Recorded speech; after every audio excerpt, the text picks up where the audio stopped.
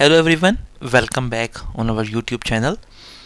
And today, uh, until now, we are done with the in the last video we are done with the different levels of testing that were component testing, then integration testing consisting of two further type, that was your component integration testing and system integration testing. Then there was a system testing and then acceptance testing. Now today we will cover test types. What is test type actually? What are test types? Just for the beginning, remember that there are many test types, but in ISTQB foundation certified tester foundation level, we will be covering in this chapter specifically 3 to 4 types of testing. And then in chapter number 4, which is totally related to the test techniques and test types, we will focus further on the further types, or we will discuss these types which we are studying right now, which we are discussing right now in more detail in chapter number 4. So just for a quick tip, test types can be applied, all test types actually can be applied on all test levels. Just for your short information, to remember this, that all kind of test types actually they can be applied on all test levels. So what are actually the test types, and what is the purpose of test type? A test type is a group of test activities aimed at test specific characteristic of a software system or a part of a system based on specific test objectives. How do you decide which type of testing will I apply, or should I apply on my software? So it is like, to get some specific objectives, we apply some specific types of test. There are 4 major types which will be discussed in this video. The first one is functional type of testing, maybe non-functional testing, maybe evaluating whether the structure or architecture of the component system is correct, that is called white box testing. We will see all of them in detail in few minutes. Evaluating the effect or change related testing, that if there is something change in the code, then you will do for example change related testing. Then if you want to see how my software or system is behaving, is it fulfilling all the functional requirements, then you will do functional testing. If you need to check the known functionalities, like as we have discussed in the last video, usability, compatibility, performance, efficiency, all those known functional requirements, this we can do through non-functional type of testing. Then if you want to go through the code completely and want to check each loop, each condition, then it will be white box testing or structure based testing. So these are the 4 main types actually which will be discussed in more detail in this video. So the first type is functional testing. So what actually functional testing is? The best definition is defined here. Functional testing actually confirms what the system should do. You will have some functional requirements from the customer, you will have some business requirements, some you can say SRS document, so you will have some requirements, functional specifications maybe, and based on that you do the functional testing to confirm that my system is performing as it is expected. So functional testing actually is to evaluate the functionality of the system, and we see the functions which are being implemented inside this software or module are performing or not. And then we see the coverage. For example, if we have 10 functions inside our module, and we see if they are covering all the requirements, if all the functions are covering all the requirements of the customer, then it's 100% functional coverage. This we will see just in few minutes. So functional testing of a system involve tests that evaluate function that system should perform. Simple. You have some system requirements, you perform functional testing to confirm that our system is performing as expected. All the functional requirements are being fulfilled. Functional requirement may be described in work products such as business requirement, specifications, epics. This we have discussed already. What are epics? User stories, use cases, functional specifications, or they may be undocumented. Like you have some specification from the customer, then based on that requirements you do the functional testing. You check my system is performing the functionality which it should ideally perform. Functional test should be performed at all test level. Like right now we have seen component test, different test level. Just remember these two types. The first type is test levels that we have already discussed in last videos: component testing, integration testing, system testing, acceptance testing. Then come test types, which we are discussing right now in this video. So functional testing, which actually is a test type, it can be performed at all test levels. Test for component may be based on a component specification, so the focus is different at each level. For example, if you are applying a functional testing technique on a component level, then you will need the component specification. If you are doing the functional testing on a system level, then you will need a system requirement. So functional testing actually can be applied and at all test level. Either it is component integration test level or system test level or even your acceptance test level. Functional testing considers the behavior of software, so black box technique may be used to drive test condition and test cases for the functionality of the component or system. So normally in functional testing we don't go inside the code. We don't know exactly how the code is being developed, how the system is being developed. The whole system is like a black box for us. We have a functional requirement from the customer. We provide that requirement, provide that input or test cases, and what output is expected as per the customer requirement. We will simply check the output. We don't care, we don't see what actually is inside this black box, which is our system. We don't care about this. We only have some requirements, system requirements, specifications, SIS, or we have some documents, some use cases. We simply drive test cases, we apply the test cases and get our output to see if the system is fulfilling our requirements or not. So the best definition of functional testing is what the system does, what the system performs. That is the functional testing. The thoroughness of the functional testing can be measured through functional coverage. Functional coverage is the extent to which some functionality has been exercised by the test and is expressed as a percentage of type of element being covered. Like you have some requirements, so you drive some test cases and you applied those test cases on your system, and you see if all of the functional requirements are being covered, how much of them are covered through the functions, then it will be a part of percentage.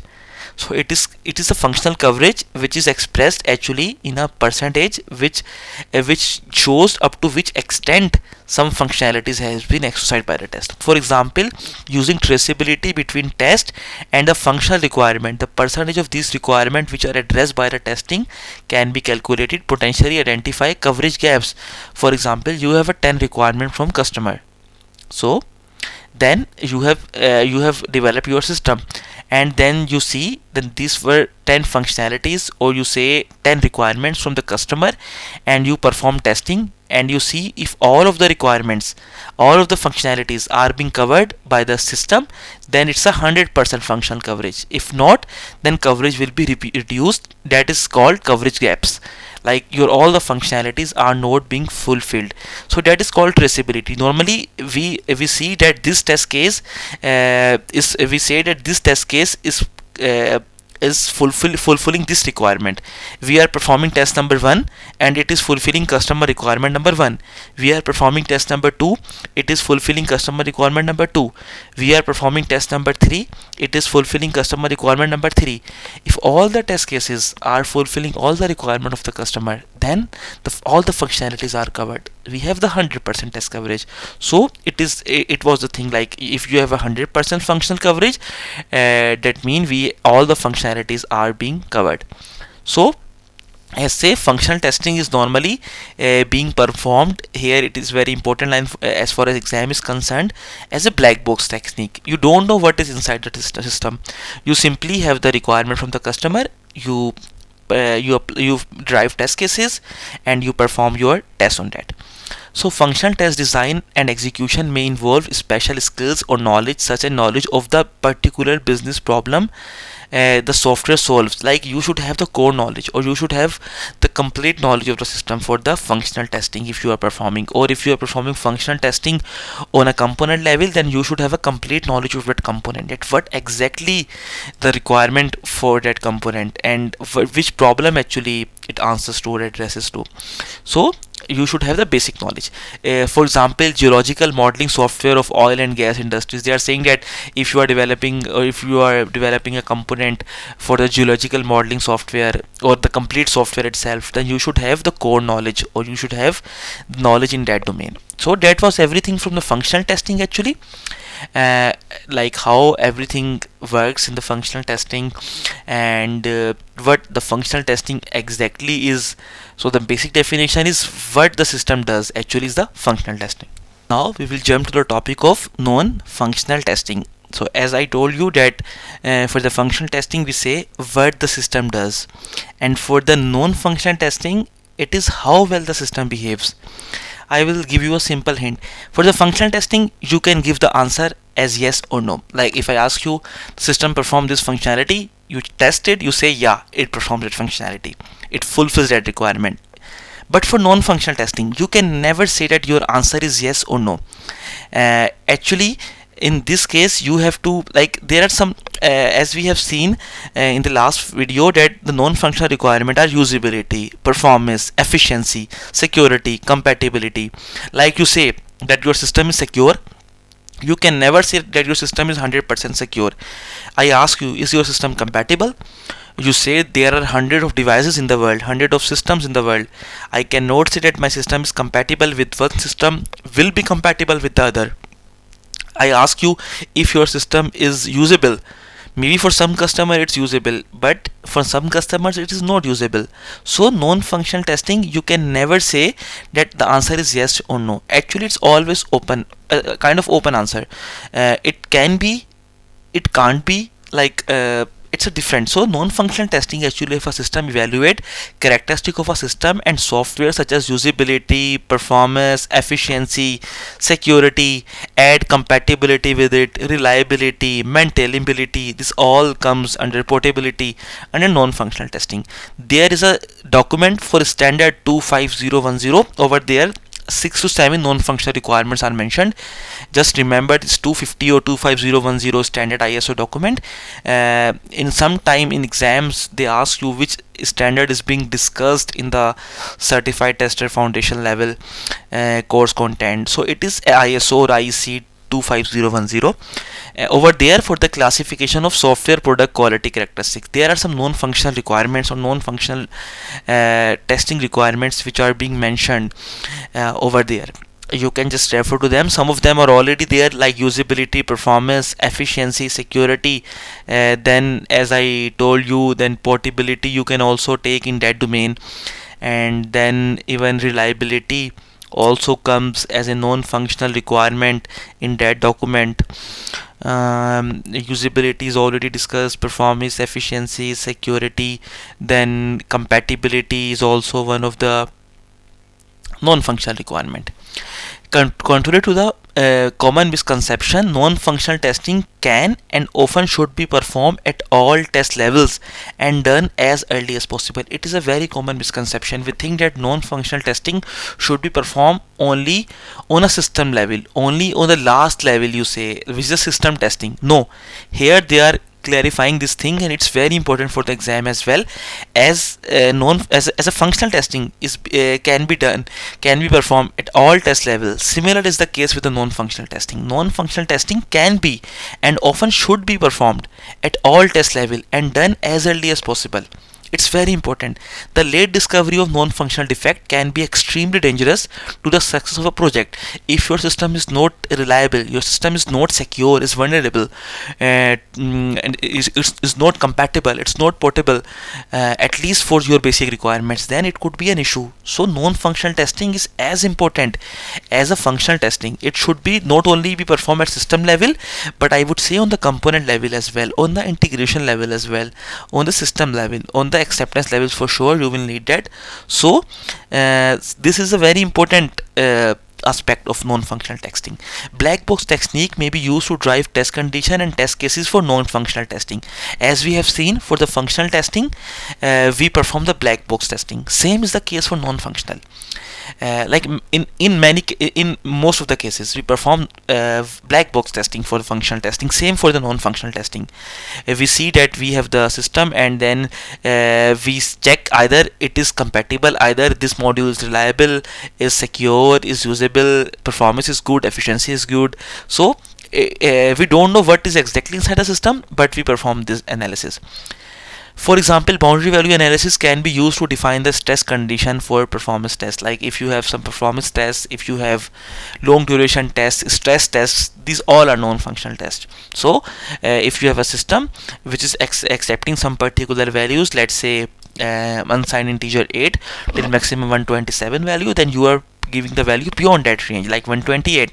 Then you see that if you over stress your system, then you check either it is accepting the values, or the system is reliable or not, is it going in the is it secure or not. If I provide some value which is out of the box, which is not inside the range, so how the system will behave, will it be safe still? So a kind of non-functional testing. The thoroughness of the non-functional testing can be measured through non-functional coverage. As we have seen, for the functional coverage, for the functional testing, we have the functional coverage. Similar is the case, we have the non-functional coverage. So actually non-functional coverage is the extent to which some time of non-functional element has been exercised by the test and is expressed as a percentage of type of element being covered. Same for the functional testing, that if we have some functional tests, some requirements, we test and we tell that this percent of functionalities are being covered by this module. For example 80%, so it is expressed in percentage. Same is with the non-functional. We say this system is fulfilling 90% of the non-functional requirement, so then it will be 90% of non-functional coverage. For example, using a traceability between test and supported devices for a mobile application, the percentage of the devices which are addressed by compatibility testing can be calculated, potentially identifying coverage gaps. Like as I have told you, for example, you are doing a compatibility testing. So you have a module, and then you have some requirements that let's test our module on this operating system, then on the second operating system over different mobiles, and then we say that we had 10 requirements to perform this test of compatibility on 10 different system. If it is running on all the system, then we have 100% non-functional coverage. So it is also like in the functional testing. In the non-functional testing, we can also tell the percentage.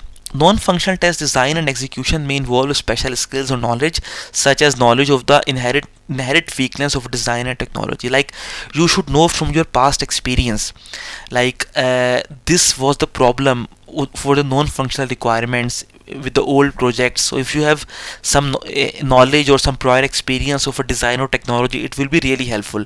E.g., security vulnerabilities associated with the particular programming language. This you know that my system is vulnerable, so there is some problem with security, which is a non-functional requirement. So you should have the basic knowledge of a particular user base, the person of a user of healthcare facility management, like there are some explanation. And then they are saying that you can refer to different level of certification of ISTQB for more specialist modules, for more details regarding the testing of non-function and quality characteristic. We don't need them in detail. We only need to know what non-functional testing is, and if you have some time, just go to the ISO IEC document and figure out how many non-functional requirements are mentioned over there.